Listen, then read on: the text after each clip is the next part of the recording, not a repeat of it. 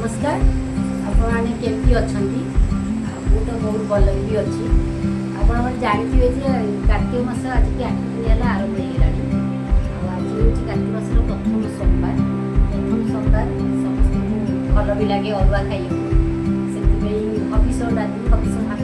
समस्त भल लगे आमर मत भल लगे आम परिवार स्वामी झील समस्त हबिष डाली प्रथम मु मुग डाली भाजिकी रखी डाली में कौन कौन करवा पड़ो से देखो काटिक रखी दुईटा कच्चा कदली काटिक रखी सारू किसी काटिक रखी पालुआ काटिक रखी किसी वाऊ रखी नड़िया भी कर रखी देखो लुण रखाई अदा कंचा लंका अदा रखाई सुखिला लंका जीरा रखी घी भी रखाई फुटण दिया डालमाटा हो सारा लास्ट रे जीरा लंका गुंडाटा दिया से रखाई पानी बसई फुटीगला डालीटा को धोईकी रखी डालीटा को पकई दूसरी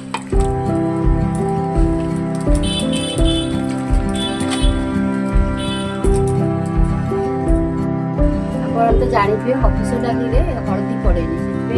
हलदी दबानी डाली की टिके समय फुटापी छाड़ीदे तापर ये भल भाव में फुटीगला परिवा से पकईदे सारू पकईदे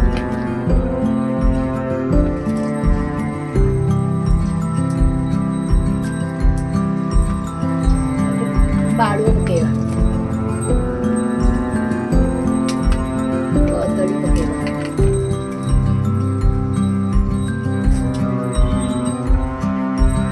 किसी वाऊ देदेवा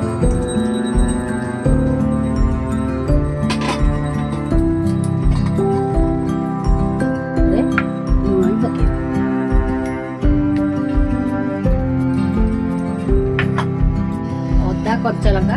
छेचिकी पकईदे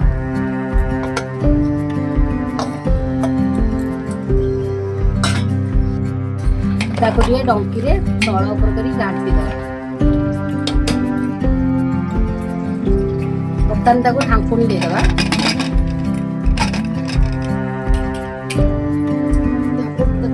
गोटे सीटी देला पर्यंत रखिए गोटे सीटी है काढ़ी जेपर्यंत सीटी न आसी मझे टे ब्रेक दबा चाह भी टे पीद मुझे बहुत चाह पियारी तो चाह भी टे पी देखो डाली हो गला सीटी गोटे सीटी आसला बर्तमान खोलीदे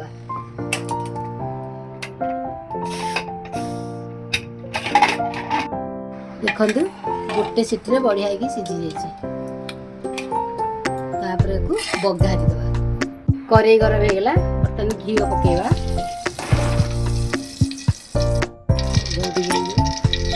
घी पकेदे किसी जीरा पकेदे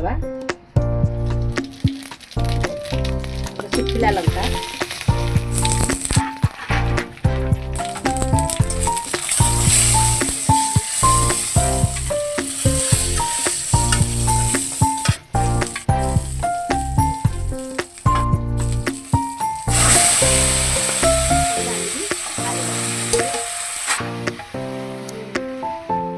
डाली की ढाली देवा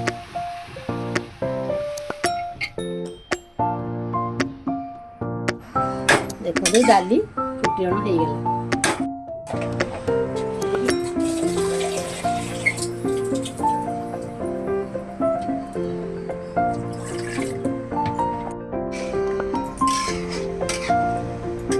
किसी समय डाली की छाड़दे फुटिया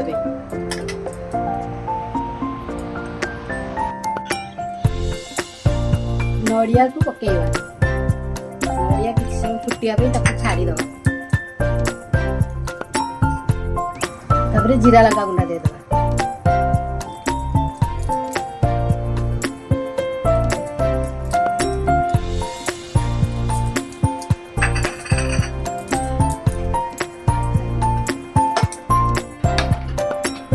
बर्तमान हबिष डाली